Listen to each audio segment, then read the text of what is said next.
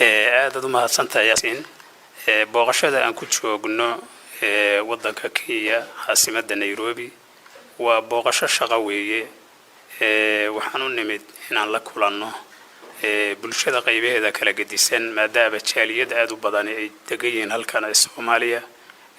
iyo in aan la kulanno beesha caalamka saaxiibada Soomaaliya intubana waa noo qabsoomeen waxa tiri dawladda yani heshiiskeedii sheegtay dawladdu waa ku timid wadanka yani deegaamada Galmudug in yani la dhiso maamul la wada leeyahay oo Galmudug u dhaxeeya imaashiga ay ku timid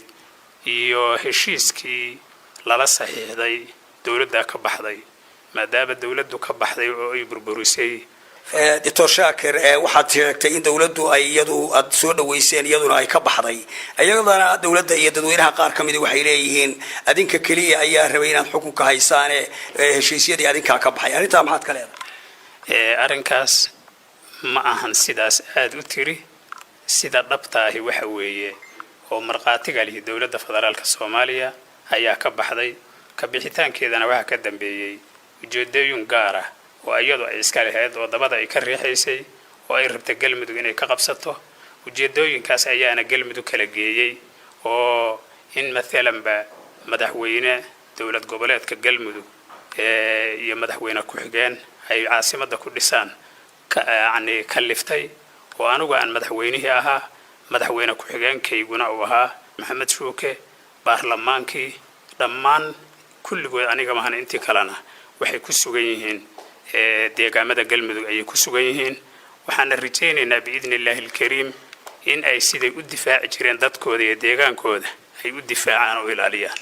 waraaqda soo saartay 15 bisha waxa ku qoran walwal ad ka muujinayso in argagixisadii iyo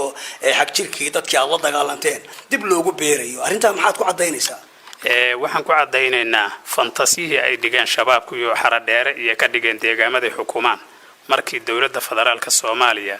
أي أهل السنة والجماعة كل دجالنتي عاصمة وأي كسر دولين يعني فانتسيه يحولها أي قلنا يبشارة بشارستين هي إن أي سوق قلنا ديجان مدي عن شرب أي كسر رجين وأي ديجان كي سوق قلنا وأي كشقين هيان لفتود وقرحية أي كب اللعبين وعبسي أي دتك سو وجهده ومدي باك مرقاتك عيسى لبعتها كجرته ugu dambeyntii ma ku muuqda wax hal ah oo dadka Soomaalida ah ee aad madaxda u tahay ama horeyba aad u ahayd ee Galmudug jooga ee dagaalamaya ee aad u jeedin karto ama Galmudug midaysan oo maamulkaaga iyo maamulka hadda Axmed Qoorqoor oo halkii ka jira oo xafle heshiiyay lagu midayn karo Galmudug la wada leeyahay oo la wada dhisto aragtida ma dareemaysaa ilaa colaad hadda dadku diyaar uma aad iyo aad u mahadsantahay annaku midaynta Galmudug inaan jecelnahay waxa daliil ah caasimadii aan isugu keenay madaxweyne xaaf ayaa waxaan niri madax ka noqo maamulkii iyo baarlamaankii iyo wax alla wixii uu madaxda u ahaa inta soo ranan caasimadda keen waa u tanaasulna marka annaka tanaasulka waana la ku yaqaanaa ahlu sunna wal jamaacana ummadda ayadaaba horseedaba wanaaga iyo sharafka iyo midnimada marka waxaan rajaynaynaa biidnillahi alkariim wax la wada leeyahay oo aan lala cararayn mar haddii dawladda federaalka ay ogolaato Galmudug waa midoobaysaa mid ay noqonaysaa dhibaataadka dhacayana waxaan leenahay ummaddu ha ka waansoonto ama dagaalada ha noqoto yani qabaa'ilka oo deegaamada ka soo noqonaya waxaan ugu baaqayaa in ay joojiyaan odayaasha dhaqanka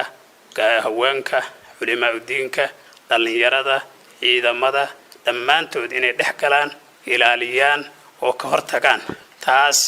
aad iyo aad ayaan waxaan leenahay runtii in ay uga hortagaan ummadda isugu keenan